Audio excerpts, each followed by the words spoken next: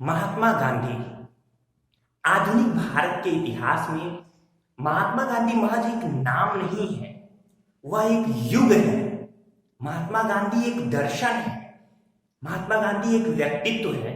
लेकिन यह युग, यह व्यक्तित्व और यह दर्शन बनने की जो प्रक्रिया रही, क्या वो एक दिन की रही? गांधी जी के जब पैदा हुए थे तो उनके पिता खुद नहीं कभी जानते होंगे कि उनका बेटा इस तरीके से शोहरत हासिल करेगा। आइए महात्मा गांधी के एक एक व्यक्तित्व को हम यहाँ देखते हैं। अगर हम बात करें गांधी जी के, तो गांधी जी के अभ्युदय यानी गांधी जी के पूरे जीवन को तीन भागों में बांटकर देखा जा सकता है। सबसे पहला, प्रारंभिक जीवन। ये जो प्रारंभिक जीवन है, इसमें गांधी जी की प्रारंभिक बातें हम देखेंगे। इसके बाद दूसरा है दक्षिण अफ्रीकी प्रवास, यानी गांधी जी जो दक्षिण अफ्रीका गए तो हम इसे देखेंगे, गांधी जी दक्षिण। और तीसरा है भारत की आजादी में योगदान। तो भारत की आजादी में जो गांधी जी का योगदान रहा, इसे देखेंगे। यहां अगर हम बात करें सबसे पहले भारत की आजादी में, तो गांधी जी भारत में 9 जनवरी 1915 को दक्षिण अफ्रीका से 21 वर्षों के प्रवास के बाद वापस आए। हालांकि इस बीच में भी गांधी जी आए थे, जिनकी पृष्ठभूमि मैं बताऊंगा। तो सबसे पहले गांधी जी के प्रारंभिक समय को 1915 से 1922 के बीच में देखा जा सकता है। जब गांधी महात्मा बने, जब करमचंद या मोहनदास गांधी बने, तो इन पृष्ठभूमि में। इसके बाद से हम गांधी जी की 1922 से 1930 की जो पृष्ठभूमि रही, वो रचनात्मक कार्यों में रही। उन्होंने सक्रिय राजनीति से संन्यास लिया, खादी पर ध्यान दिया, पंचायती राज पर ध्यान दिया, उन्होंने गरीबों पर ध्यान दिया, लघु और कुटीर उद्योग पर ध्यान दिया, चरखा पर ध्यान दिया। तो इस तरीके से ये उनके कुछ रचनात्मक कार्य रहे। हिंदू मुस्लिम एकता की तरफ उन्होंने ध्यान दिया। इसके बाद से गांधी जी 1930 से 1934 तक फिर सक्रिय राजनीति में कुछ समय के लिए सक्रिय रहे। इसके बाद से पुनः उन्होंने रचनात्मक कार्य और हरिजन सेवा के लिए अपने आप को समर्पित किया। इसके बाद गांधी जी का युग 1940 से 1948। 30 जनवरी 1948 जब नाथूराम गोडसे नामक एक व्यक्ति ने दिल्ली के बिड़ला मंदिर में 3 गोलियां मारकर गांधी जी की हत्या कर दी थी। तो इस तरीके से हम 1948 की गांधी जी के इस पूरे व्यक्तित्व को देखेंगे। उससे पहले हम दक्षिण अफ्रीकी प्रवास और उससे पहले प्रारंभिक जीवन को देख लेते हैं। आइए एक एक कड़ी सुलझा लेते हैं। गांधी जी के प्रारंभिक जीवन की बात करें तो गांधी जी का जन्म 2 अक्टूबर 1869 को हुआ था। ये गुजरात के काठियावाड़ जिले के पोरबंदर नामक स्थान पर हुआ था, जैसा कि आप बचपन से पढ़ते हैं। लेकिन इस पोरबंदर का तत्कालिक समय में नाम सुदामापुरी था, सुदामापुरी।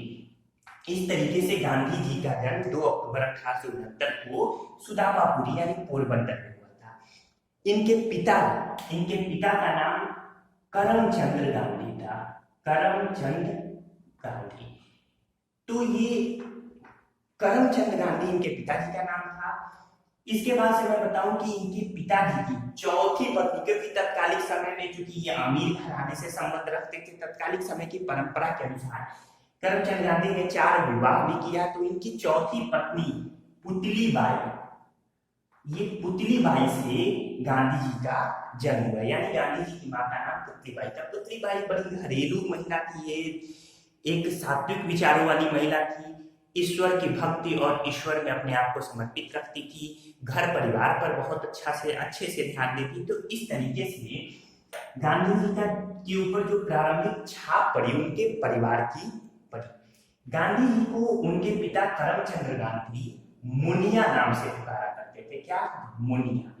तो गांधी जी का जो प्रारंभिक नाम था वो था मोहनदास गांधी, मोहनदास गांधी। तो इसी गांधी जी गुजराती परंपरा में पिता का नाम बीच में चूंकि आ जाता है, तो मोहनदास करमचंद गांधी इनको कहा जाता था। तो इस परिस्थिति में ये गांधी जी की प्रारंभिक बातें रही।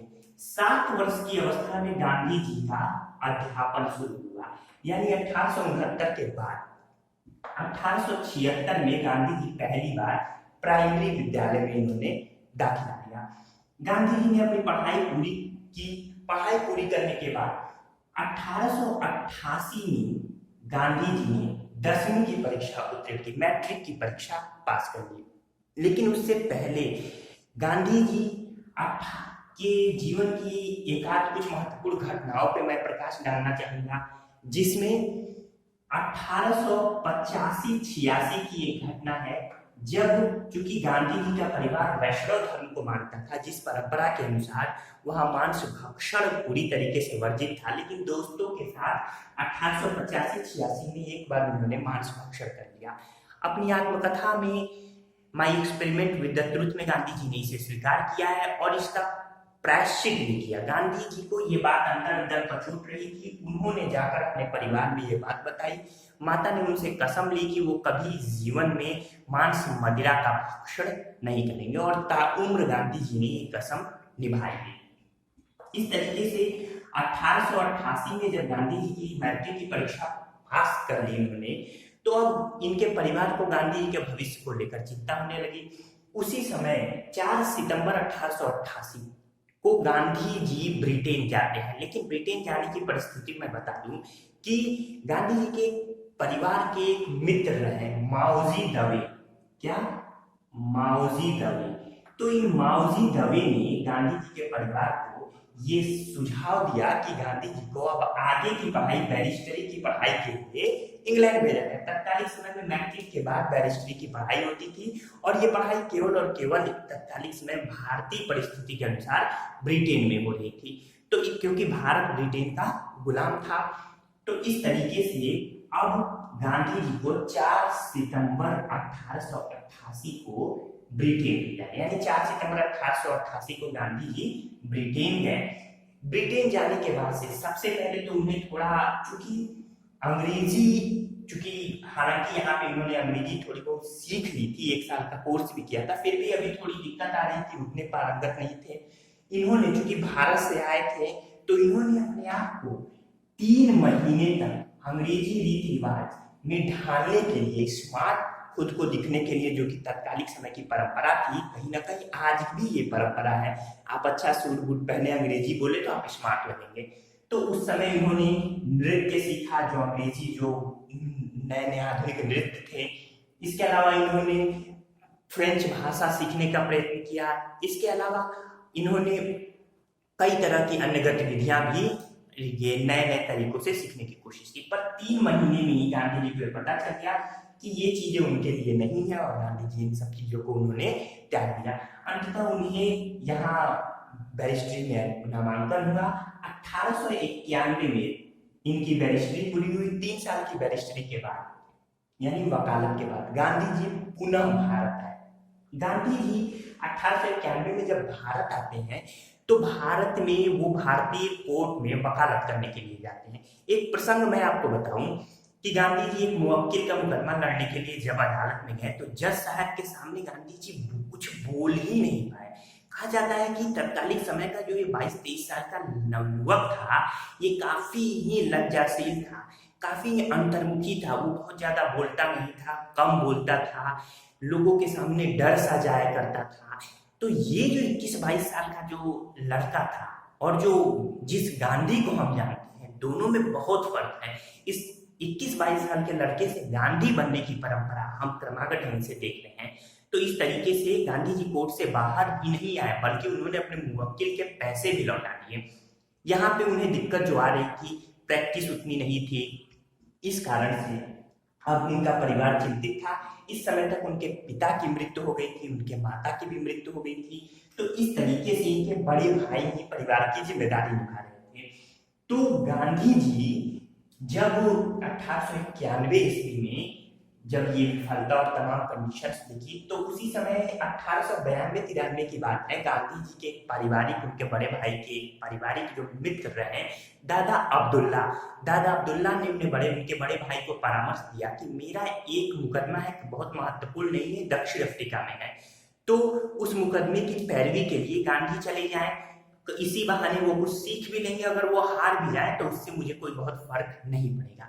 इस तरीके से 1893 ईस्वी में गांधी जी दक्षिण अफ्रीका गए दादा अब्दुल्ला के मुकदमे की पैरवी करने के लिए, महज 1 साल के लिए।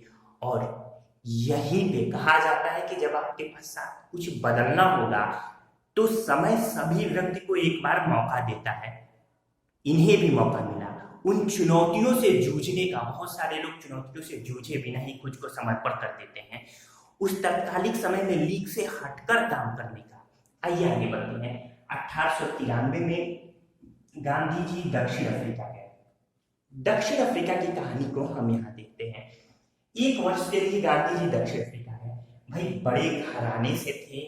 यहाँ एक बात और मैं बता दूं महत्वपूर्ण, गांधी जी के जो पिता थे वो 3 जगह के दीवान थे। सबसे पहले उन्हें पोरबंदर की दीवानी मिली थी, लेकिन पोरबंदर में बहुत बड़ा या अच्छे स्कूल नहीं थे। गांधी जी की प्रारंभिक शिक्षा भी हो नहीं पाई थी, लेकिन भाग्यवश पोरबंदर के बाद इन्हें राजकोट की दीवानी मिल गई। गांधी जी ने अपनी जो प्रारंभिक शिक्षा ग्रहण की वो यही राजकोट से ग्रहण की। इसके अलावा गांधी जी के पिता को बीकानेर की दीवानी भी मिली थी। तो इस तरीके से गांधी जी के पिता पोरबंदर, राजकोट और बीकानेर इन 3 जगहों के दीवान थे। प्रश्न महत्वपूर्ण है, ध्यान रखिएगा। इस तरीके से गांधी जी एक बहुत समृद्ध फैमिली, एक यूं कहिए अमीर फैमिली, अमीर परिवार से संबंध रखते थे।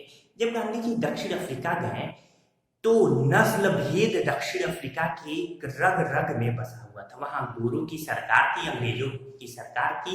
ये गोरे भारतीयों के साथ बहुत ज्यादा विभेद करते थे। यहाँ मैं पृष्ठभूमि बता दूं कि दक्षिण अफ्रीका में 3 प्रकार के भारतीय थे। पहला वो भारतीय जो 1860 के दशक में अंग्रेजों द्वारा गन्ने की खेती करने के लिए भारत से ले जाए गए थे।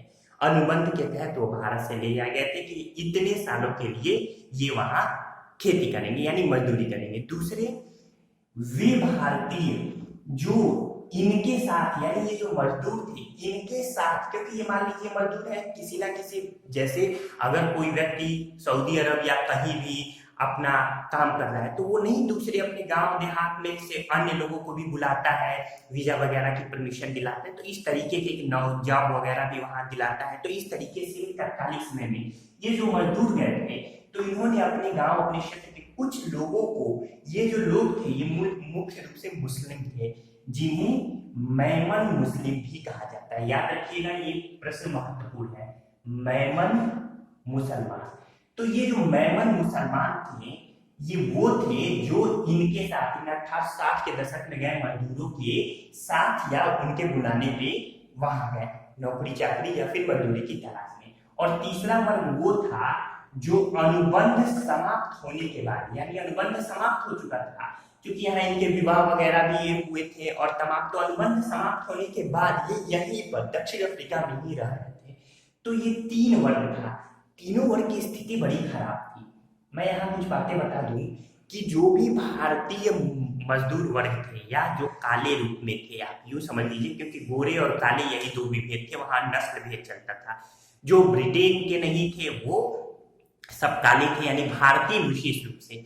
तो इन परिस्थितियों में इन्हें रात में 9 बजे के बाद बाहर निकलने की अनुमति नहीं थी। इन सबकी ये जितने थे ये एक जगह अपनी बस्तियां बनाकर रहते थे, यानी रहना पड़ता था एक ही जगह इन्हें अपनी बस्तियां, वो भी बड़े जो लोग घर में बड़े घर के गोरे थे उनसे दूर। तीसरी बात, इन्हें मतदान का अधिकार यहाँ पे नहीं मिला हुआ था। फिर एक और जो घिनौनी बात थी जिसे सरले कानून के तहत भी जोड़ा गया, सरले कानून की परिस्थिति मैं आपको बताऊंगा अभी। तो सरले कानून के तहत, यानी जो विवाह पंजीकृत है, यानी जो ईसाई धर्म के अनुसार विवाह हुआ है उसी को मान्यता यहाँ दक्षिण अफ्रीका में मिलती थी, बाकी किसी विवाह को मान्यता नहीं मिलती थी। यानी किसी भी भारतीय का विवाह और उनकी संतानें मान्य नहीं थी, सब अवैध थे। यहाँ पे एक प्रश्न है कि सरले कानून के तहत प्रथम भारतीय महिला जो जेल गई तो कस्तूरबा गांधी गई थी। तो इस तरीके से ये परिस्थिति थी। लेकिन इन परिस्थिति के पहले, क्योंकि गांधी जी तो इन परिस्थितियों से तुरंत अवगत नहीं थे, तो इन परिस्थिति के पहले जो बात हुई गांधी जी के साथ उसे मैं बता देता हूँ। गांधी जी जब टिकट काउंटर पे गए, अमीर आदमी थे, सूट बूट पहने हुए थे, उन्होंने टिकट काउंटर पर प्रथम श्रेणी के ट्रेन का टिकट मांगा। टिकट काउंटर जो क्लर्क था उसने टिकट देने से इनकार कर दिया। गांधी जी वकील थे, उन्होंने तमाम कानून का हवाला दिया, इसके अलावा रेलवे की तमाम कानून को बारे में बताया।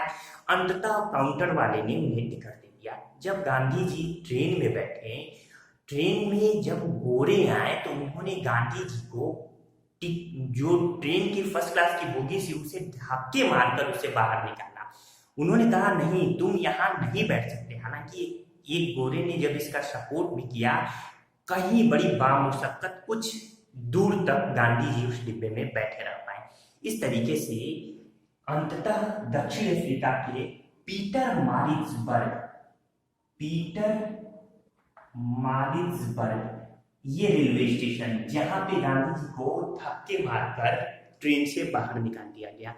यह घटना किसी भी एक अमीर व्यक्ति के लिए जो खुद में एटीट्यूड हो, भारत में उनकी वो इज्जत थी, उनके परिवार की इज्जत थी, रायसी घराने से संबंध रख रहे थे, उनके पिता दीवान रह चुके थे, इन ऐसे व्यक्ति के साथ इस तरह का सलूक, उनकी अंतरात्मा, उनका ईगो प्रभावित हो गया गांधी जी का तत्कालिक। यानी पहले तो इन्होंने अपनी अंतरात्मा, व्यक्तिगत अपनी ईगो की तरफ इसे लिया, लेकिन जब गांधी जी धरातल पर आए, जब उन्होंने कुछ भारतीय व्यक्तियों को एकत्रित किया, सभा की बात की, तो पता चला कि ये महज उनकी ही समस्या नहीं है, ये तो पूरे दक्षिण अफ्रीका में बसे हर भारतीय की समस्या है। क्योंकि अंग्रेज उन्हें, यानी वहां की जो गोरी सरकार थी, हर भारतीय को काला और खुद को अंग्रेज, ये नस्ल भेद, अपने नस्ल की सर्वोच्चता सिद्ध की हुई थी, और इसलिए वो ऐसा व्यवहार उन्होंने किया।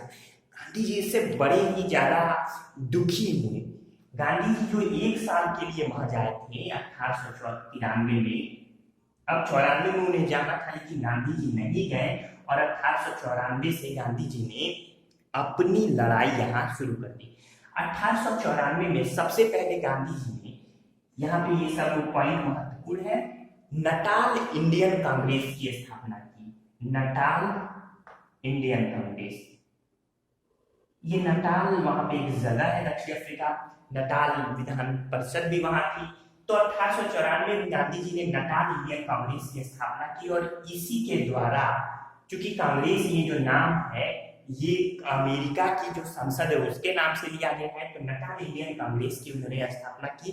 इसके द्वारा उन्होंने अपने आंदोलन को, यानी अपनी लड़ाई को जारी रखा।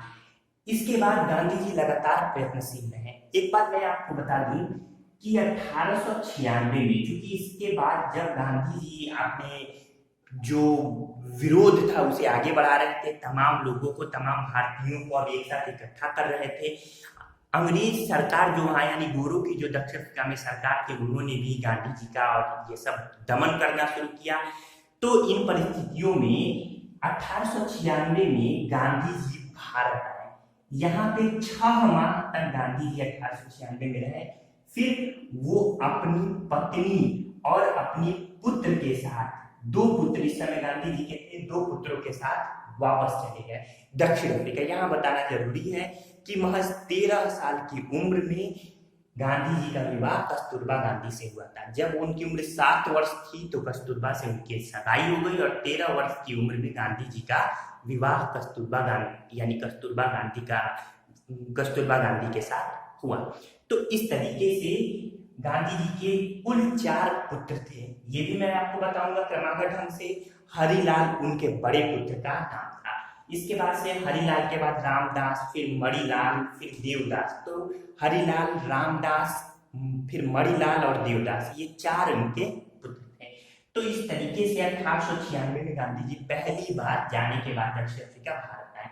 इसके बाद से 1899 में, यहाँ मैं मिटा रहा हूं, तो 1899 में दक्षिण अफ्रीका में गांधी जी को जुलू व वोअर पदक दिया गया। ये युद्ध का से संबंधित पदक है, वोअर पदक। तो इस तरीके से गांधी जी को अंग्रेजों ने जुलू व वोअर पदक भी दिया था। गांधी जी ने 1904 ईस्वी में दक्षिण अफ्रीका में एक आश्रम की स्थापना की। गांधी जी द्वारा स्थापित पहला आश्रम फिनिक्स आश्रम, याद रखिएगा। इसी फिनिक्स आश्रम से इन्होंने इंडियन ओपिनियन नामक समाचार पत्र का प्रकाशन शुरू किया। इंडियन ओपिनियन, यहाँ मैं आपको बता दूं कि ये जो इंडियन ओपिनियन है इसके मुख्य संपादक जो थे वो मनसुख लाल नैयर थे। मनसुख लाल नैयर इसके मुख्य संपादक थे। इन्होंने 1904 में इसके संपादन का कार्य गांधी जी को दिया और फिनिक्स आश्रम से ही गांधी जी अपने इंडियन ओपिनियन का संपादन का कार्य अपने भतीजे छगन लाल गांधी को सौंप दिया। इस तरीके से ये प्रश्न महत्वपूर्ण है कि इंडियन ओपिनियन के वास्तविक संस्थापक या प्रारंभिक संस्थापक कौन थे? मनसुख लाल नैयर। और इंडियन ओपिनियन पत्र कौन निकालता था? तो फिनिक्स आश्रम से महात्मा गांधी जी। तो ये याद रखिएगा। इसके बाद से 1906 में वहां दक्षिण अफ्रीका में पंजीकरण कानून, विवाह पंजीकरण कानून था।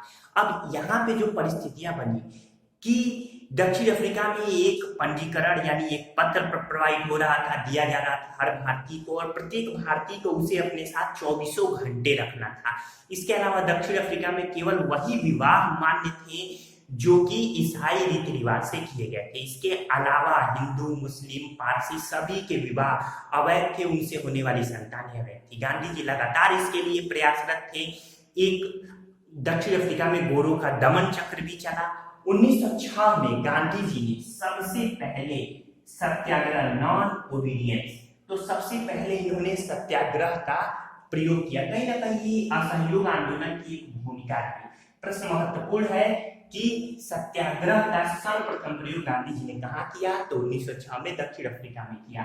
सत्याग्रह गांधी जी का क्या था? गांधी जी कहते थे सत्य से बड़ा धर्म कोई नहीं है, सत्य ही ईश्वर है। तो सत्याग्रह यानी अपनी बातों को अहिंसात्मक तरीके से रखना, अपनी बातों को अगर सरकार या कोई परिस्थिति गलत हो तो उसके एवज में अपनी बातों को अहिंसात्मक रूप में रखना, यही सत्य का आग्रह है। गांधी जी पूरी तरीके से अहिंसात्मक होने की बात किया करते थे। दमन चक्र के तहत 1908 में ढेर सारे लोगों को जेल में डाला गया, जिसमें गांधी जी को भी जेल में डाला गया। तो प्रश्न पूछा जाएगा कि गांधी जी को का जेल का पहला अनुभव किस सन में हुआ? तो 1908 में दक्षिण अफ्रीका में, यानी सबसे पहले वो जेल गए। मैं बता चुका हूँ कि सरले कानून के तहत, यानी सरले कानून जो पंजीकृत नहीं है उसका वो विवाह अवैध है, तो सरले कानून के तहत जेल जाने वाली पहली भारतीय महिला तो कस्तूरबा गांधी। इस तरीके से 1908 में गांधी जी पहली बार जेल गए। गांधी जी के सत्याग्रह में पूरी दक्षिण अफ्रीका के भारतीय संगठित हो गए। कारण स्पष्ट था, आपकी स्थिति यानी इनकी स्थिति इतनी बुरी थी, इनके पास खाने को भी पैसे नहीं थे। क्यों? क्योंकि वहां पे सरकार जो पंजीकृत नहीं थे तमाम लोगों पे इतने कर लगा रही थी जितनी उनकी सैलरी यानी उनका वेतन तक नहीं था, वो उतने मजदूर कमा तक नहीं पाते थे। तो इसके जब आपको खाने को ही नहीं मिलेगा, आप कब तक चुप रहेंगे? अगर आपसे आपकी जॉब छीन जाए, आप पे तरह तरह के अत्याचार किए जाए, सारी परिस्थितियां, आप काम करना चाह रहे हो लेकिन आपको काम ही ना मिले, आप कब तक चुप रहेंगे? एक दिन आवाज उठाएंगे ही। यही आवाज उठी यहाँ सभी मजदूर वर्ग, सभी भारतीय गांधी जी के साथ हो चले। तो इस तरीके से 1908 में गांधी जी के साथ बहुत सारे लोग जेल गए। जब गांधी जी 1910 यानी जब इसके बाद गांधी जी जेल से छूट के आए तो उन्होंने देखा कि पुनर्वास की समस्या, यानी बहुतों का जो सत्याग्रही थे बहुतों का घर उजड़ गया है, उनके पास घर नहीं था, गोरों ने काफी बर्बरता की थी। तो उन्होंने एक फर्म की स्थापना की जिसे टॉलस्टॉय फर्म कहा जाता है। टॉलस्टॉय फर्म, उन्होंने टॉलस्टॉय फर्म की स्थापना की अपने जर्मन मित्र कार्ल बाख की मदद से। याद रखिएगा, कार्ल बाख, ये उनके कौन से मित्र थे? यानी ये जर्मनी के थे। तो अपने जर्मन मित्र कार्ल बाख की सहायता से इन्होंने 1910 में टॉलस्टॉय फर्म की स्थापना की। टॉलस्टॉय के विचारों से काफी प्रभावित थे गांधी जी। तो इस तरीके से इस फर्म का उद्देश्य यही था कि जो सत्याग्रही है उनका पुनर्वास किया जाए। काफी महत्वपूर्ण ये उनका कार्य रहा। उन्होंने पुनर्वास की समस्या को, दक्षिण अफ्रीका में सत्याग्रहियों के पुनर्वास की समस्या को सुलझाया। इसके बाद गांधी जी लगातार प्रयत्नशील रहे। यहाँ मैं आपको एक और बात बता दूं कि 1896 में गांधी जी पहली बार भारत आए थे। इन्हीं संदर्भों में 1901 में भी गांधी जी भारत आए। वो कलकत्ता में पोर्ट पर उतरे और कलकत्ता अधिवेशन, कांग्रेस के 1901 के कलकत्ता अधिवेशन में पहली बार गांधी जी ने भाग लिया था। यह एक और बात बतानी जरूरी है कि 1894 में गांधी जी को कांग्रेस का सचिव नियुक्त किया गया था 1894 में। इसी के कारण 1896 में वो भारत भी गए थे। 1901 के कलकत्ता अधिवेशन में गांधी जी ने शिरकत की। इसके बाद गांधी जी भारत में लगभग 10 महीने तक, ये लगभग साल भर तक रहे थे। क्योंकि कलकत्ता अधिवेशन, जो कांग्रेस का अधिवेशन हो रहा था, वो दिसंबर में ही होता था, तो 1901 एकदम आखिर में गांधी जी आए और 1902 के आखिर में गांधी जी वापस दक्षिण अफ्रीका चले गए। तो इन 1 सालों तक जो गांधी जी भारत में रहे, इन्होंने म्यांमार से लेकर बनारस और अन्य तमाम जगहों का ट्रेन में तृतीय श्रेणी में, यानी जिसमें सबसे निम्न जो तबका है वो यात्रा कर रहा था, उनके साथ यात्रा की और भारत की उस परिस्थिति को देखी समझी। क्योंकि जो गांधी, जो मोहनदास 1893 का मोहनदास था, अब वो मोहनदास नहीं रहा, ये मोहनदास बदल चुका था। इस मोहनदास ने भारतीयों की पीड़ा को, मजदूरों की पीड़ा को अपनी पीड़ा बना ली थी। ये मोहनदास अब भारतीयों के लिए लग रहा था, ये उनके दर्द को अब अपना दर्द समझ रहा था। तो इस तरीके से अब जो गांधी जी थे, उन्होंने 1901 में भ्रमण के बाद 1902 के आखिर में वो वापस दक्षिण अफ्रीका आए। प्रश्न महत्वपूर्ण है, गांधी जी ने सबसे पहले किस कांग्रेस के किस अधिवेशन में भाग लिया? तो 1901 के कलकत्ता अधिवेशन में भाग लिया। तो यहाँ पे ये 1910 के टॉलस्टॉय फार्म के बाद गांधी जी लगातार प्रयत्नशील रहे। इन्हीं संदर्भों में गोपाल कृष्ण गोखले, जो कि गांधी जी के राजनैतिक गुरु माने जाते हैं, यहाँ एक और बात मैं बता दूं कि महादेव गोविंद रानडे ये गोपाल कृष्ण गोखले के राजनैतिक गुरु थे। तो इस तरीके से गोपाल कृष्ण गोखले, जो कि अपनी एक टीम के साथ दक्षिण अफ्रीका भी गए थे वहां बात करने के लिए, वहां की सरकार ने उन्हें माननीय मानते हुए स्वागत भी किया। बात विमर्श हुए, उसे अंततः ये नतीजा निकला कि भारतीयों को उनका हक दिया जाएगा, आगे भी सुधार की प्रक्रिया जारी रहेगी। और इस तरीके से 1914 के आखिर में अब दक्षिण अफ्रीका में भारतीयों को उनका हक दिया गया, तमाम चीजें खत्म की गई। सभी विवाह भारतीय, हिंदू, यानी हिंदू, मुस्लिम, पारसी सभी के विवाहों को भी वहां मान्यता दी गई। ये गांधी जी की एक बहुत बड़ी जीत थी। ये खबर भारत में ही नहीं बल्कि दक्षिण अफ्रीका, भारत, पूरी दुनिया में फैली। गांधी को लोग एक नाम के रूप में अब जानने लगे थे। तो इस तरीके से गांधी जी प्रथम विश्व युद्ध के दौरान कुछ समय तक लंदन में भी रहे। उन्होंने एम्बुलेंस कोर चलाई थी लंदन में, जिसके बारे में मैंने पिछले लेक्चर में बताया है। तो गांधी जी अंततः 9 जनवरी 1915 को भारत आए। इनके जो लंदन में इन्होंने प्रथम विश्व युद्ध में इन्होंने एम्बुलेंस कोर चलाई और इनकी भूमिका को देखते हुए इन्हें कैसरे हिंद की उपाधि से, यानी कैसरे हिंद से सम्मानित भी किया गया अंग्रेजों द्वारा गांधी जी को। 9 जनवरी 1915 गांधी जी भारत आए।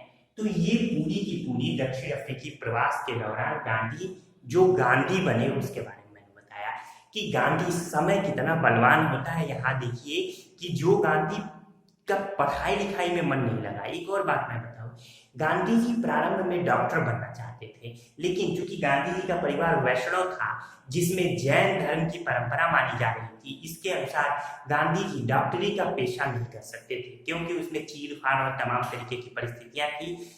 तो इसलिए गांधी जी के परिवार ने उन्हें डॉक्टरी नहीं पढ़ाया, बल्कि बैरिस्टरी की पढ़ाई के लिए मैंने आपको बताया कि माओजी दवे ने ही सबसे पहले सुझाव दिया था कि वो उन्हें इंग्लैंड भेजिए बैरिस्टरी की पढ़ाई के लिए। यहाँ एक बात मैं आपको बता दूं कि समय देखिए, किसी चीज का अफसोस, हम मनुष्य की ये प्रवृत्ति होती है अफसोस करना। अगर गांधी जी डॉक्टर बन गए होते तो आज वो महात्मा नहीं होते, आज देश के राष्ट्रपिता नहीं होते, आज पूरी दुनिया में वो गांधी नहीं होते। इस परिस्थिति में समय को, तकाजे को नकारात्मक दृष्टिकोण से देखने की जरूरत नहीं, एक सकारात्मक दृष्टिकोण से काम करते रहिए। उन्होंने डॉक्टरी नहीं तो बैरिस्टरी की। गांधी जी ने मांस का भक्षण किया, अपने सत्य को उजागर किया, अपने घर पे बताया, आजीवन मांस, मदिरा और इस तरह की परिस्थितियों से दूर रहने का उन्होंने संकल्प लिया। ये गांधी थे। अभी तो मैंने भारत की भूमिका गांधी जी की जो भारत में घूमते हैं वो नहीं बताई, अब तक मैंने यहाँ बताया जो समय मिला उसे उन्होंने भुलाया। अगर वो केवल अपनी समस्या मान लिए होते और यहाँ पे ये जब उन्होंने आवाज उठाई तो अंग्रेजों ने फिर उन्हें एक सम्मान भी दिया कि चलो ठीक है भाई, हम आपसे आपको आदर दे रहे हैं, सम्मान दे रहे हैं, आप वरिष्ठ हो, आप पढ़े लिखे हो, चलो अमीर घराने संबंध हो, आप वापस चले जाओ। लेकिन गांधी जी ने ऐसा नहीं किया। ये चीज उनके दिल में बैठ गई कि जब मेरे साथ आज हुआ है तो ये किसी ना किसी के साथ कल भी होगा और होता रह रहा होगा। इन परिस्थितियों में गांधी जी ने वहां अब निरीक्षण किया और जो पाया उसके खिलाफ गांधी जी 21 वर्ष तक अफ्रीका में 1893 से 1915 तक 21 वर्ष तक अफ्रीका में रहे। 21 वर्ष बाद, हालांकि बीच में मैंने 2 बार बताया गांधी जी भारत आए, 21 वर्ष बाद गांधी जी पुनः भारत आए। तो इस तरीके से ये गांधी जी का पूरा अब तक का दक्षिण अफ्रीका तक ये प्रवास रहा। अब हम यहाँ भारत की आजादी में गांधी जी के योगदान को देखते हैं। तो आइए आगे बढ़ते हैं। तो भारत की आजादी में गांधी जी का योगदान। गांधी जी 9 जनवरी 1915 को मुंबई के अपोलो बंदरगाह पर उतरे। यानी गांधी जी कहाँ आए थे? अपोलो बंदरगाह मुंबई। तो ये मुंबई बंदर के अपोलो बंदरगाह पर उतरे। इसी दिन मैंने बताया गांधी जी को कैसरे हिंद की उपाधि से भी सम्मानित किया गया। गांधी जी जब भारत में आए तो उनके राजनीतिक गुरु गोपाल कृष्ण गोखले ने उन्हें पहले भारत भ्रमण की सलाह दी। 1915 से 1916 तक गांधी जी ने भारत भ्रमण किया, भारत के हर एक स्थान पे गए, वहां की परिस्थितियों को देखा। गांधी जी को जो सहयोग भारतीयों द्वारा दक्षिण अफ्रीका में मिला था उससे ये विश्वास हो गया था कि भारत की जनता उनका सहयोग जरूर करेगी, क्योंकि भारत की जनता काफी दबाई गई है, कुचली गई है। वो बाहर आने के लिए, वो अपनी स्वतंत्रता के लिए लगातार प्रयत्नशील है। अंदर ही अंदर जो कुंठा है उसे बाहर निकालना, भारत की जनता को उस कुंठा को बाहर निकालना बड़ा जरूरी है। तो इस तरीके से गांधी जी लगातार 1915 से 16 तक भारत भ्रमण किए। 1916 में 2 परिस्थितियां मैं बताऊंगा। एक बनारस हिंदू यूनिवर्सिटी बीएचयू, ये पहली बीएचयू का पहला ऐसा सभा था जो सार्वजनिक सभा में पहली बार गांधी जी की उपस्थिति कहीं रही, तो वो बीएचयू में रही, पहली सार्वजनिक सभा। इसके अलावा 1916 में लखनऊ में कांग्रेस का अधिवेशन हो रहा था। इसी अधिवेशन में एक चंपारण के किसान राम कुमार शुक्ल, जो कि गांधी जी से मिलने के लिए लगभग 1 साल से प्रयत्नशील थे। तो ये राम कुमार शुक्ल जो कि लखनऊ अधिवेशन के दौरान वो लखनऊ में गांधी जी से मिले। उन्होंने चंपारण के किसानों की समस्या रखी। तत्कालिक समय में गांधी जी को ये बहुत बड़ी बात नहीं लगी, लेकिन फिर भी राजकुमार शुक्ल और तमाम लोगों के कहने पर गांधी जी ने चंपारण जाने का निश्चय किया। चंपारण पश्चिमी चंपारण जो कि बिहार में पड़ता है। चंपारण की समस्या वहां की 3 कठिया प्रथा थी। ये 3 कठिया प्रथा क्या थी? तो 3 कठिया प्रथा ये थी कि 3/20 भाग में, यानी 20 कट्ठा, तो 20 कट्ठा यानी 1 बीघा, तो 1 बीघा के 3 भाग में नील की खेती करना अनिवार्य था। अब परिस्थिति ये रह गई थी कि वर्तमान समय में चूंकि जर्मनी में डाई का प्रयोग हो चुका था, नील जो कि कपड़ों को रंगने वगैरह के लिए प्रयोग होते थे, तो अब नील की खेती का कोई इतना प्रयोजन रह नहीं गया था।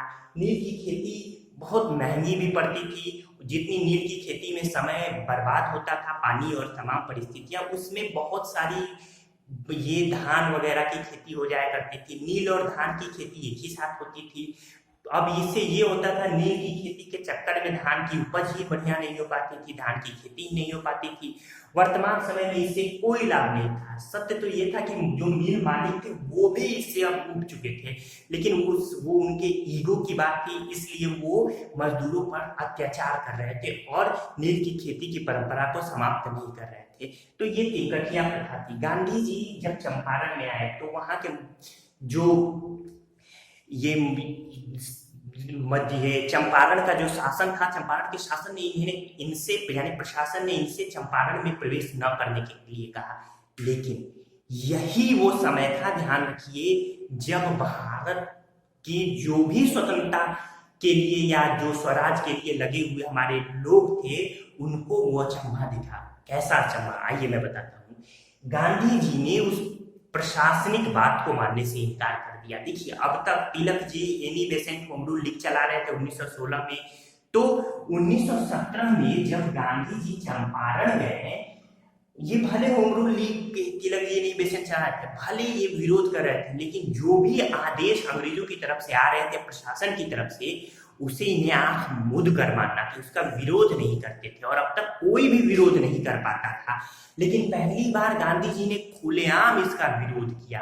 उन्होंने आदेश मानने से इनकार कर दिया। अंततोगत्वा अंग्रेजों ने उन्हें चंपारण में जाने की इजाजत दे दी। गांधी जी चंपारण में आए, यहाँ उन्होंने स्थिति देखी, प्रत्येक घर घर गए, 800 मजदूरों का बयान लिया, उनके पास पूरा सबूत हुआ। एक कमेटी अंग्रेजों ने गठित की जिसमें गांधी जी सदस्य के रूप में थे। अंततः गांधी जी ने मजबूत तर्क से, क्योंकि खुद एक वकालत उन्होंने की थी, तो मजबूत तर्कों के आधार पर गांधी जी ने चंपारण मजदूरों की समस्या रखी और यह सिद्ध कर दिया कि अब ये चंपारण में नील की खेती किसी भी तरीके से प्रासंगिक नहीं है। तो अंततोगत्वा चीनी मिल जो यहाँ पे मालिक थे, यानी जो नील की खेती करवा रहे थे, उन्होंने भी इस मांग को, यानी गांधी जी के बात को स्वीकार किया और 25% बोनस, यानी 25% मुआवजा राशि यहाँ पे दी गई चंपारण के किसानों को, और नील की खेती प्रथा यानी तिलकटिया प्रथा पूरी तरीके से बंद कर दी गई। उपलब्धि थी ये गांधी जी की। इसी समय 1917 के बाद 1918 में गांधी जी ने अहमदाबाद आंदोलन किया।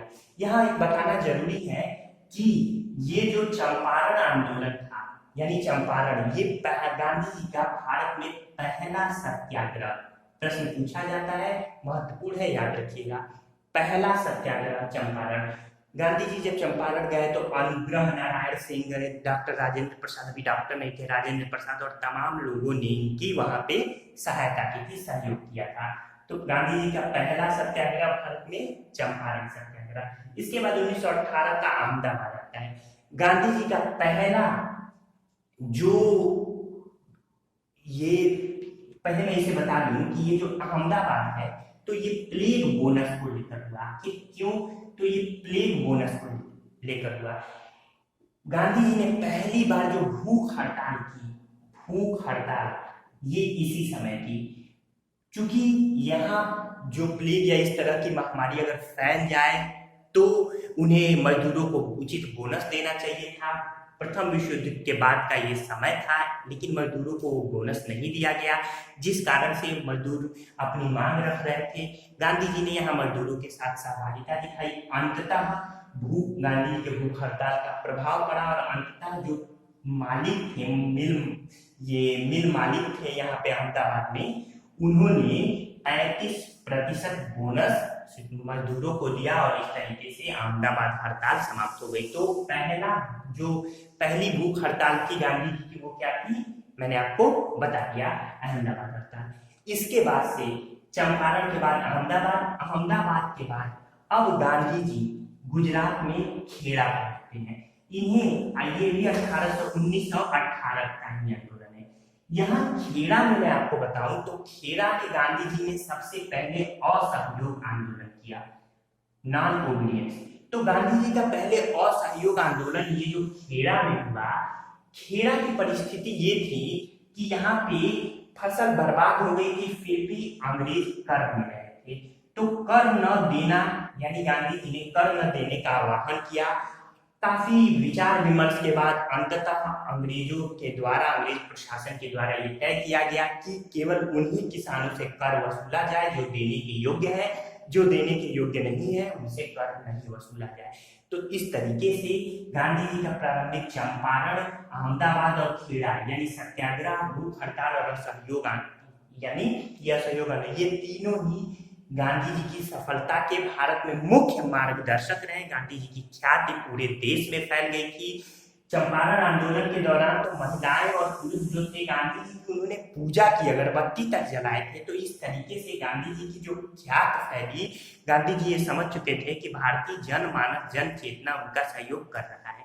तो इस तरीके से 1918 के बाद अब गांधी जी के सामने जो आंदोलन प्रारंभ किया उसे असहयोग आंदोलन कहते हैं। आइए असहयोग आंदोलन की इस पृष्ठभूमि पर विचार करते हैं। असहयोग आंदोलन की पृष्ठभूमि से पहले आपको रॉलेट एक्ट जानना है। जिस समय प्रथम विश्व युद्ध समाप्त हुआ, अंग्रेजों ने भारतीयों के साथ छलावा किया। भारतीयों को न तो एक उत्तरदायी शासन दिया, कहने को तो भारत सरकार अधिनियम मांटेग्यू चेम्सफोर्ड सुधार पारित हुआ, लेकिन जिस एक तरफ सुधार पारित हो रहा था, दूसरी तरफ रॉलेट एक्ट पारित हुआ, जिसके तहत केवल ये संदेह के आधार पर भारतीयों को गिरफ्तार करना और इसके अलावा बिना मुकदमा चलाए उन्हें जेल में रखने का ये प्रावधान था। रॉलेट एक्ट के तहत काला कानून की इसे संज्ञा दी भारतीयों ने। तो रॉलेट एक्ट के विरोध में गांधी जी के आह्वान पर पूरे देश में एक साथ 6 अप्रैल 1919 को असहयोग आंदोलन चलाया गया। इस असहयोग आंदोलन का नेतृत्व दिल्ली में स्वामी श्रद्धानंद ने किया था। किसने दिल्ली में किया था? स्वामी श्रद्धानंद ने। तो 6 अप्रैल 1919 को असहयोग आंदोलन प्रारंभ हुआ था। जब असहयोग आंदोलन प्रारंभ हुआ, इसी समय एक प्रश्न यहाँ महत्वपूर्ण है कि ये प्रथम जन आंदोलन, गांधी जी द्वारा प्रथम जन आंदोलन कौन था? तो ये असहयोग आंदोलन था 1920 का। ये 19 से लेकर ये 1919 शुरू 1922 तक ये आंदोलन चला था। तो 1919 के बाद ये रॉलेट एक्ट की पृष्ठभूमि में जो असहयोग आंदोलन शुरू होता है, जिसकी मुख्य भूमिका 1920 से 1922 तक रहती है, ये असहयोग आंदोलन अपने आप में कई मायने में महत्वपूर्ण हो जाता है। 6 अप्रैल 1919 को पूरे देश में एक साथ असहयोग आंदोलन की ये पृष्ठभूमि शुरू होती है। इसके बाद अंग्रेजों द्वारा 13 अप्रैल 1919 को जलियांवाला बाग कांड हो जाता है। जलियांवाला बाग हत्याकांड। जलियांवाला ये केवल एक बाग नहीं था, बल्कि मात्र इसमें एक कुआं, 3 पेड़ थे, इसके अलावा एक कब्रिस्तान था, चारों तरफ से 4 दीवारी ऊंची ऊंची थी, एक ही प्रवेश द्वार था। जनरल ओ डायर, जिसने ये घोषणा कर रखी थी कि किसी प्रकार की सभा पंजाब में नहीं होनी चाहिए। 10 अप्रैल को डॉक्टर सतपाल और डॉक्टर किचलू को, जो कि इसके अग्रणी नेता थे, उन्हें गिरफ्तार किया जा चुका था। तो अब जनरल ओ डायर ने अपनी जो आज्ञा थी उसकी अवहेलना समझी। बिना किसी पूर्व सूचना के 13 अप्रैल 1919 को जलियांवाला में गोलीबारी शुरू हो गई। गोलीबारी में बहुत सारे भारतीय, वैसे तो सरकारी आंकड़ा केवल 379 देता है, लेकिन 1500 से अधिक भारतीय गोली से मारे गए, कुछ कुएं में कूदकर मर गए। इस तरीके से बहुत नृशंस हत्या ये हुई थी। 3 दिनों तक तो पंजाब के बाहर ये खबर ही नहीं जाने दी गई। अंततः 16 अप्रैल 1919 को भारत ये इस खबर से, यानी जलियांवाला बाग हत्याकांड से रूबरू हो सका था।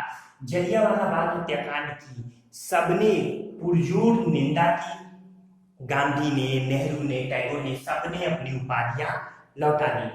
टैगोर जी ने अपनी नाइटहुड और सर की उपाधि लौटा दी। शंकर नायर इन्होंने, महत्वपूर्ण सा प्रश्न है, इन्होंने कार्यकारिणी परिषद से इस्तीफा दे दिया।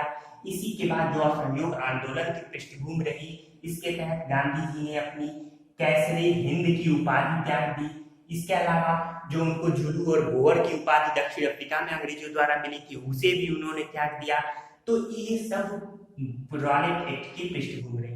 इसी समय चूंकि प्रथम विश्व युद्ध में तुर्की का विभाजन हुआ था, तुर्की के खलीफा भारतीयों के लिए काफी ये पवित्र माने जाते थे, तो इसके कारण से अब भारतीय मुसलमानों में भी अंग्रेजों के प्रति विरोध की भावना आई। यहाँ पे 2 भाइयों ने, मोहम्मद अली और शौकत अली, 2 अली भाइयों ने भारत में एक नए आंदोलन, खिलाफत आंदोलन की पृष्ठभूमि रखी।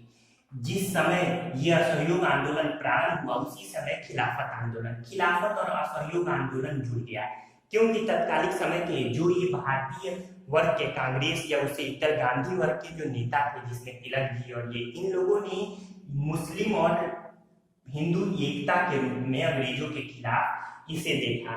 खिलाफत आंदोलन को गांधी जी का सहयोग मिला। दिल्ली में अखिल भारतीय खिलाफत कमेटी की स्थापना शौकत अली जी ने की, जिसकी अध्यक्षता 1919 में ही इसकी अध्यक्षता गांधी जी ने की। इसके अलावा पहली बार 1919 में ही दिल्ली के जामा मस्जिद, दिल्ली के जामा मस्जिद में पहली बार यहाँ पे स्वामी श्रद्धानंद को भाषण देने के लिए आमंत्रित किया गया। स्वामी श्रद्धानंद ने इस्लाम की और मुस्लिमों की ओर से ये भाषण दिया। ये हिंदू मुस्लिम एकता के प्रतीक के रूप में इसे देखा गया। इस तरीके से खिलाफत आंदोलन, असहयोग आंदोलन साथ साथ चल रहा था, लेकिन असहयोग आंदोलन की पृष्ठभूमि के आगे खिलाफत आंदोलन थोड़ा सा कमजोर हो चला था। दूसरी तरफ तुर्की में भी वो उत्साह नहीं रह गया था, जिसके कारण से धीरे धीरे खिलाफत आंदोलन अब कमजोर कड़ी के रूप में सामने आ रहा था। लेकिन इसी समय 12 मार्च की ये इस पृष्ठभूमि पे मैं अभी जाऊंगा।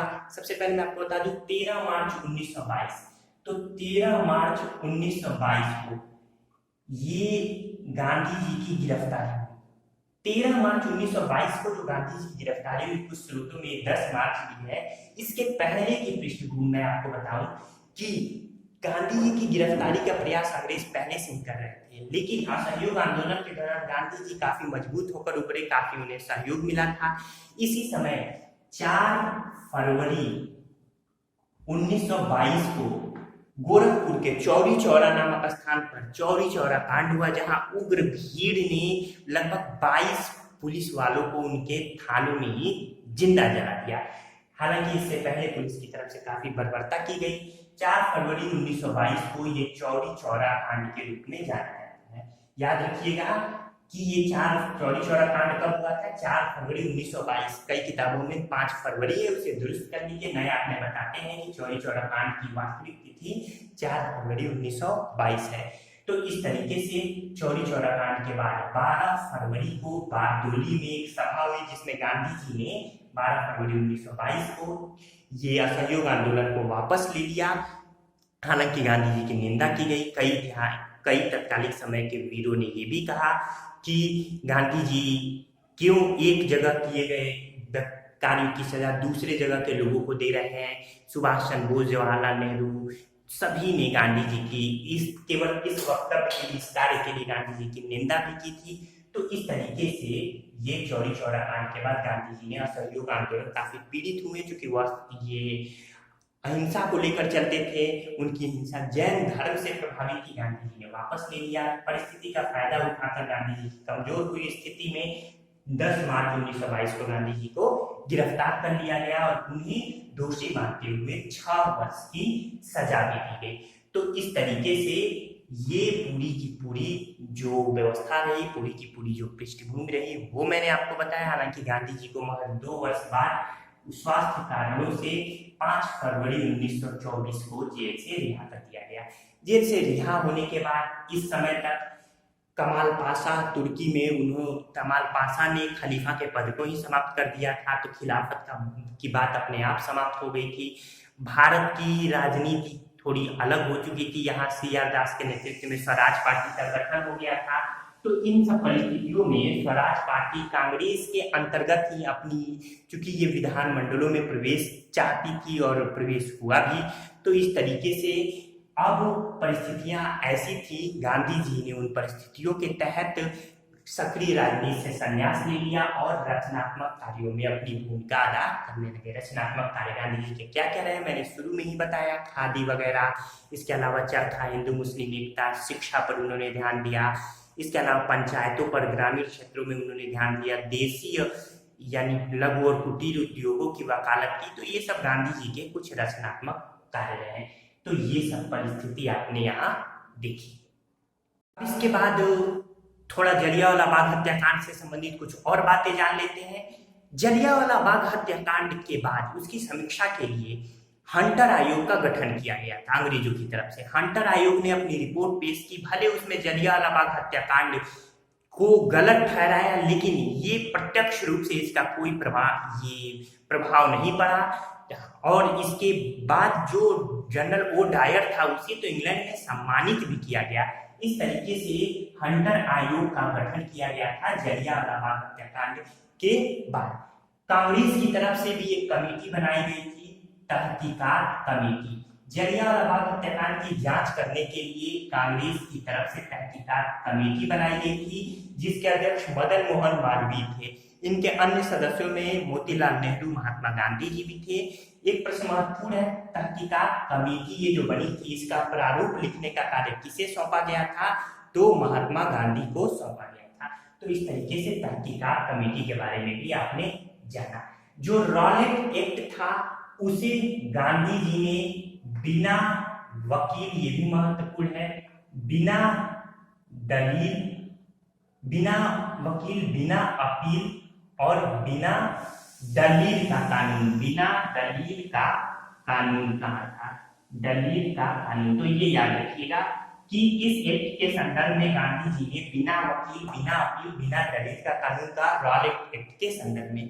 यहाँ एनी बेसेंट के बारे में थोड़ी बात मैं आपको बता दूं कि एनी बेसेंट ने गांधी जी को राजनीतिक बच्चा कहा है, राजनीतिक बच्चा। उनका मानना था कि ये जो गांधी जी असहयोग आंदोलन कर रहे हैं ये बच्चे हैं, ये नहीं करना चाहिए। तो गांधी जी को एनी बेसेंट ने राजनीतिक बच्चा कहा। इसके अलावा गांधी जी को एनी बेसेंट ने गांधी जी के आंदोलनों के विरोध में भी तमाम बातें कही। 1920 में ही इसी दौरान जब खिलाफत आंदोलन और असहयोग आंदोलन साथ साथ चल रहे थे तो हसरत मोहानी जो कि एक बहुत बड़े तत्कालीन समय के शायर और भारतवादी भी थे, तो हसरत मोहानी ने एक गीत की रचना की जिसको आप गजल के रूप में सुनते होंगे, चुपके चुपके रात दिन आंसू बहाना याद है। ये किसकी रचना है? हसरत मोहानी की रचना है। तो ये सारी की सारी परिस्थितियां रही। इसी की परिस्थिति में 1921 में कांग्रेस का जो अधिवेशन हुआ था, तो कांग्रेस ने इस अहमदाबाद के अधिवेशन में जिसकी अध्यक्षता हकीम अजमल खान ने की थी, हकीम अजमल खान ने गांधी जी को ये चेताया भी था कि वो बहुत जो भारतीय जो मुसलमान है इनके अलगाव का पक्ष न ले, यानी ये कहीं ना कहीं भारत के लिए एक नकारात्मक परिस्थिति होगी। तो इस तरीके से जब गांधी जी 1924 में बाहर आए, गांधी जी ने 1924 में बेलगांव अधिवेशन का, कांग्रेस के बेलगांव अधिवेशन की अध्यक्षता भी की थी पुनः। तो इस तरीके से इसी समय कांग्रेस और मुस्लिम लीग अब अलग अलग हो गए, जो कि 1916 में एक साथ हुए थे। तो इस क्योंकि इधर खिलाफत का प्रस्ताव समाप्त हो गया था, इसके बीच की परिस्थितियां भी अब अलग अलग हो गई थी। कांग्रेस और मुस्लिम लीग अपना अलग राष्ट्र चाह रही थी। तो इस तरीके से 1924 के गांधी जी ने एकमात्र अधिवेशन जिसमें गांधी जी ने अध्यक्षता की थी, महत्वपूर्ण प्रश्न है, तो ये आपने देख लिया। इसके बाद गांधी जी ने सक्रिय राजनीति से संन्यास ले लिया, जैसा कि मैंने बताया। उन्होंने रचनात्मक कार्यों में अपने आप को लगाया। लेकिन 1929 में अब पृष्ठभूमि बदल गई। 1928 के नेहरू प्रस्ताव, जो कि मोतीलाल नेहरू द्वारा प्रस्ताव दिया गया था, जिसके बाद 1929 में अब भारत के झंडारोहण की बात आई। फिर पंडित जवाहरलाल नेहरू जी ने 26 जनवरी 1930 में भारत का तिरंगा फहराया। तो इसके बाद अब अंग्रेजों की तरफ से पहल हुई और गांधी इरविन समझौता हमारे सामने आया। गांधी इरविन समझौते के दौरान ही गांधी व इरविन को दो महात्मा किसने कहा था? तो सरोजिनी नायडू ने कहा था। ये प्रश्न महत्वपूर्ण है, नोट कर लीजिएगा। तो गांधी व इरविन जो कि भारत के वायसराय थे, तो गांधी व इरविन को दो महात्मा किसने कहा? तो सरोजिनी नायडू ने कहा। तो इस समय गांधी जी ने 1930 में अब एक नया आंदोलन शुरू किया जिसे सविनय अवज्ञा आंदोलन के नाम से जानते हैं। इसे नमक आंदोलन या दांडी मार्च भी कहते हैं। गांधी जी ने अपना एक 11 सूत्री प्रस्ताव पेश किया था वायसराय के सम्मुख, जिस पर कोई भी सुनवाई नहीं की गई। वायसराय ने उससे देखना तक मुनासिब नहीं समझा। इसके अलावा जो गोलमेज सम्मेलन हुआ, 3 गोलमेज सम्मेलन हुए हैं। लंदन में ये राउंड टेबल का सम्मेलन हुआ था, कॉन्फ्रेंस, जिसके दूसरे सम्मेलन में भाग लेने के लिए कांग्रेस की तरफ से गांधी जी राजपुताना नामक जहाज से इंग्लैंड गए थे, लंदन गए थे। वहां पे जब गांधी जी पहुंचे तो गांधी जी बिल्कुल अर्ध यानी बस लुंगी पहने हुए थे। एक यहाँ पे पृष्ठभूमि बता दूं कि 1920-21 में ही जब गांधी जी खादी पहनने की वकालत कर रहे थे, तो कांग्रेस के एक सदस्य ने कहा कि गांधी खादी बड़ी महंगी है। गांधी जी ने कम कपड़े पहनने की सलाह दी और खुद उन्होंने कुर्ता पजामा सब कुछ त्याग दिया और जीवन भर लुंगी में रहे। तो इस तरीके से जब गांधी जी संविधान अवज्ञा आंदोलन के दौरान लंदन में वहां पहुंचे तो वहां पे विंस्टन चर्चिल ने गांधी जी को अर्धनग्न फकीर कहा था। याद रखिएगा, गांधी जी को अर्धनग्न फकीर किसने कहा था? अर्धनग्न फकीर। तो ये विंस्टन चर्चिल। तो ये बात ये महत्वपूर्ण है, ये आपको ध्यान देने योग्य है। इसके अलावा मैं आपको बता दूं कि गांधी जी को 1917 के चंपारण आंदोलन के दौरान महात्मा सबसे पहले किसने कहा था? तो रविन्द्रनाथ टैगोर जी ने कहा था महात्मा। ठीक है, हालांकि एक नया आंकड़ा है। इस नए आंकड़े के अनुसार प्राण जीवन मेहता नामक एक व्यक्ति ने, प्राण जीवन मेहता, तो प्राण जीवन मेहता नामक एक व्यक्ति ने सबसे पहले गांधी जी को महात्मा कहा था। एस आर मेहरुत्रा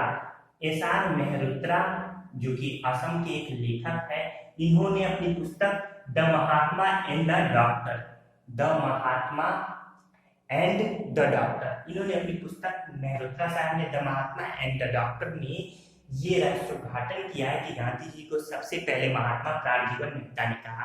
लेकिन अभी भी एनसीईआरटी में जब तक ये बात न आ जाए, अभी भी एनसीईआरटी के अनुसार गांधी जी को महात्मा 1917 में चंपारण आंदोलन के दौरान सबसे पहले किसने कहा था?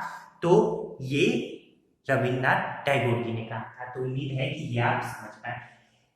तो इस तरीके से संविधान अवज्ञा आंदोलन गांधी जी ने प्रारंभ किया।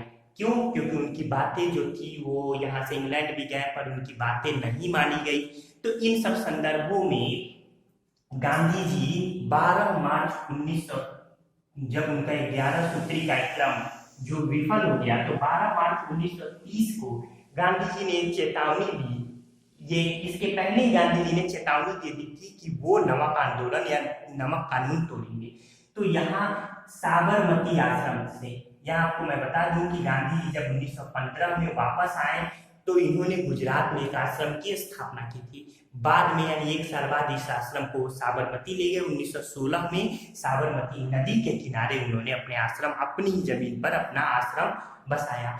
अंबालाल साराभाई ने इनकी इस आश्रम को स्थापित करने में मदद की थी। इसके अलावा यहाँ एक और बात बता दूं मैं कि जमनालाल बजाज जिन्होंने जलियांवाला बाग हत्याकांड के खिलाफ अपनी राय बहादुर की उपाधि भी त्याग दी थी। ये सब महत्वपूर्ण है, बीच बीच में जैसे जैसे याद आ रहा है वो मैं आपको बता रहा हूँ। तो जमनालाल बजाज जिन्होंने अपनी राय बहादुर की उपाधि त्याग दी थी, जमनालाल बजाज को गांधी का 5वां पुत्र भी कहा जाता है। ये प्रश्न महत्वपूर्ण है। इस तरीके से 12 मार्च 1930 को गांधी जी ने साबरमती से अरब सागर की तरफ अपनी ये यात्रा शुरू की। अंततः लगभग 390 किलोमीटर की यात्रा के बाद 6 अप्रैल 1930 को गांधी जी दांडी पहुंचे। याद रखिएगा, गांधी जी ने नमक कानून कब तोड़ा? तो 6 अप्रैल 1930 को गांधी जी ने नमक कानून तोड़ा।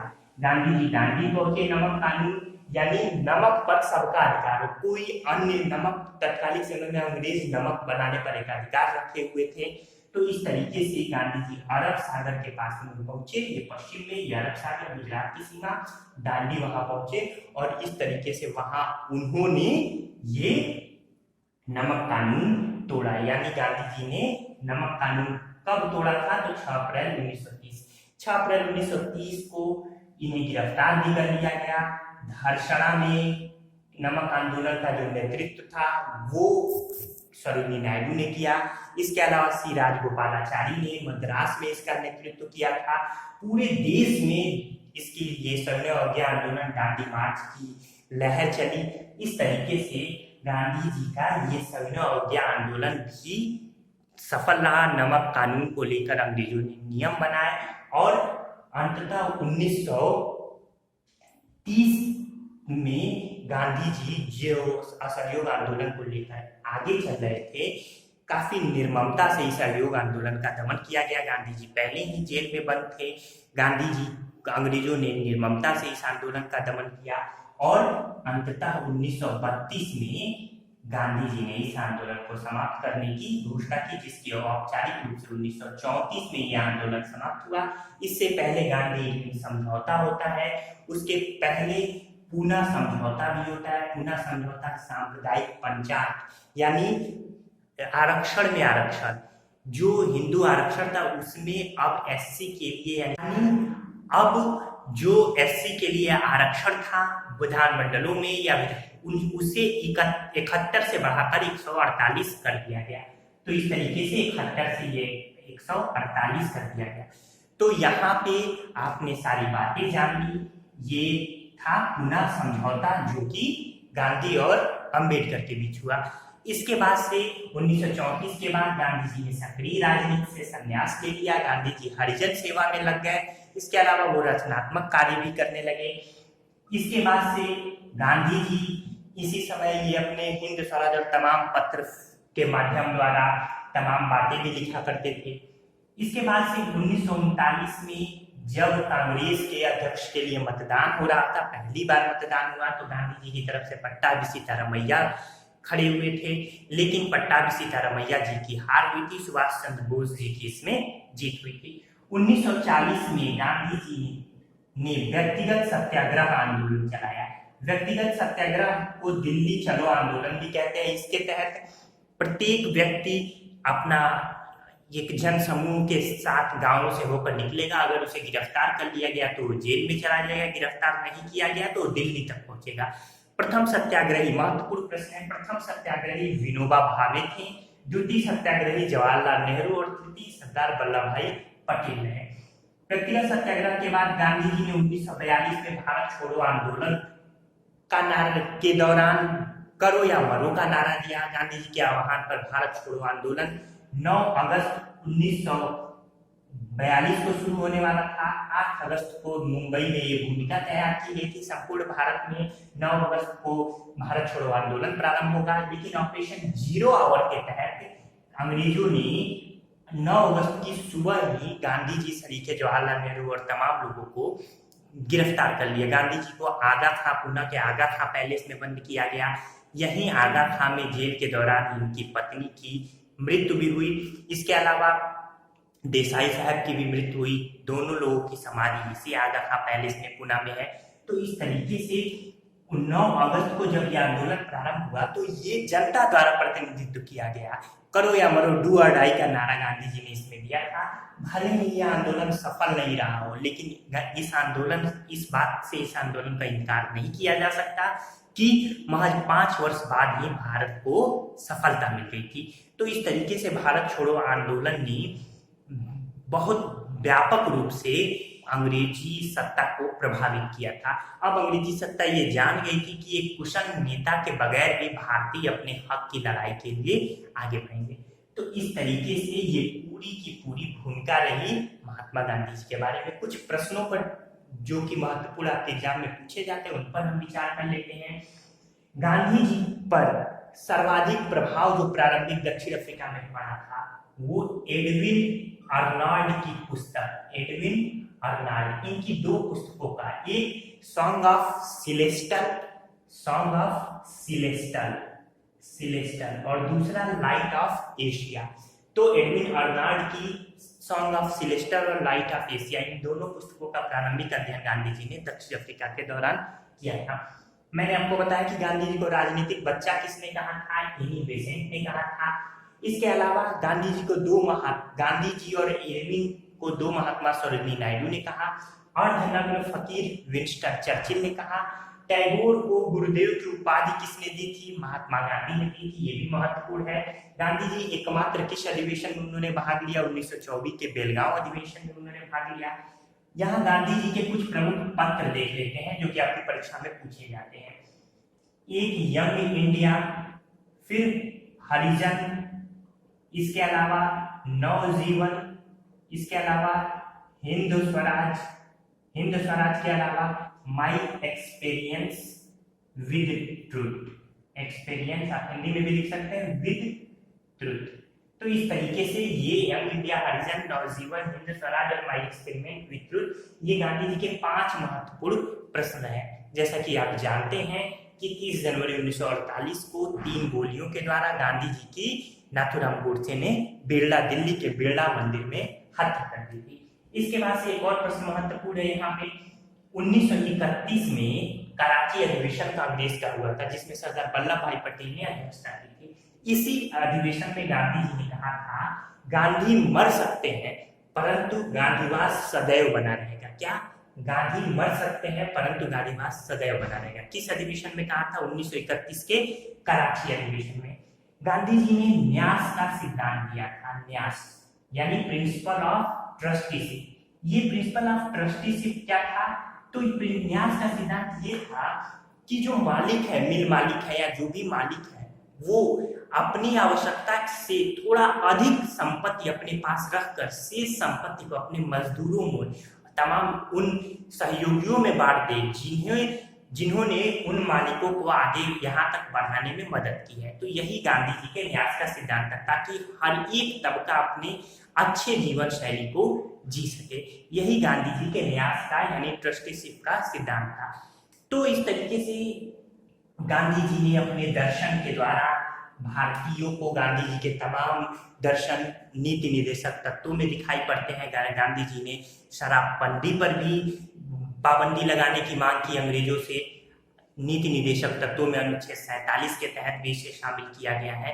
तो तमाम गांधी जी की बातों को, जैसे उन्हीं के पद चिन्हों, उन्हीं की बातों के द्वारा, फिर अंतर्राष्ट्रीय जो अनुच्छेद 50 है, अनुच्छेद 51 है, अंतर्राष्ट्रीय शांति की स्थापना की बात है, तो ये सब पृथक्करण का सिद्धांत है 1950, ये अनुच्छेद 50, अनुच्छेद 51 जो अंतर्राष्ट्रीय शांति की स्थापना, ये सब गांधी जी के विचार थे। इसके अलावा समान नागरिक संहिता भी गांधी जी ने विचार दिया था। तो गांधी जी के विचारों को आज संविधान में स्थान दिया गया है, मुख्य रूप से नीति निर्देशक तत्वों में। तो इस तरीके से जितनी भी महत्वपूर्ण बातें रही वो मैंने आपको यहाँ बता दिया। 1931 में हकीम अजमल खान ने, मैंने बताया ही कि उन्हें चेतावनी भी दी थी कि वो मुस्लिम उच्च वर्ग के प्रति इतनी सहानुभूति न दिखाए, इसका गंभीर परिणाम भविष्य में भुगतना पड़ता है। गांधी जी भारत में किस बंदरगाह पर उतरे थे? तो अपोलो बंदरगाह पर, ये भी मैंने बताया। 1916 में साबरमती आश्रम की जो स्थापना हुई उसमें किसने उनकी मदद की? अम्बालाल साराभाई ने। इसके अलावा अहमदाबाद मिल मजदूरों की जो हड़ताल हुई थी, भूख हड़ताल, उसमें अम्बालाल साराभाई की बहन अनुसुईया जी ने भी इनका योगदान यानी इनकी सहायता की थी। तो ये सारी बातें मैंने आपको बताई। इसके अलावा गांधी जी की जो शिष्या थी वो मीराबेन थी। मीराबेन का वास्तविक नाम मैडलिन स्लेट था। क्या? Madeline slate, Madeline slate. तो इस तरीके से ये सभी बातें, ये मीराबेन, सभी बातें यहाँ हो गई। मैंने आपको ये भी बता दिया कि जमनालाल बजाज गांधी जी के 5वें पुत्र थे, हरिलाल गांधी जी के बड़े पुत्र थे, इसके अलावा रामदास, इसके अलावा मणिलाल, इसके अलावा देवदास, ये गांधी जी के अन्य पुत्र हैं। तो इस तरीके से मुझे उम्मीद है कि आपको गांधीवादी ये पूरी श्रृंखला पसंद आई होगी, हमारा ये लेक्चर पसंद आया होगा। लेक्चर थोड़ा लंबा है पर लेक्चर लंबे ही होते हैं जो कॉन्सेप्चुअल लेक्चर होते हैं, जिससे लेक्चर से आप अपने भावों को समझ सके, उन भावों की अनुभूति कर सके। आप हमारे लेक्चर के बाद बस गांधी युग, किसी भी अपनी आधुनिक भारत की किताब से गांधी युग पढ़ लीजिए, देखिए आपका जहन में हमेशा हमेशा के लिए सारी बातें बैठ जाएंगी। तो दोस्तों उम्मीद है कि आपको हमारा ये लेक्चर पसंद आया होगा। चैनल पे नए हैं तो सब्सक्राइब कर लीजिए, और अब तक वीडियो देख रहे हैं और लाइक नहीं किया है तो लाइक भी कर लीजिए। ठीक है दोस्तों, धन्यवाद।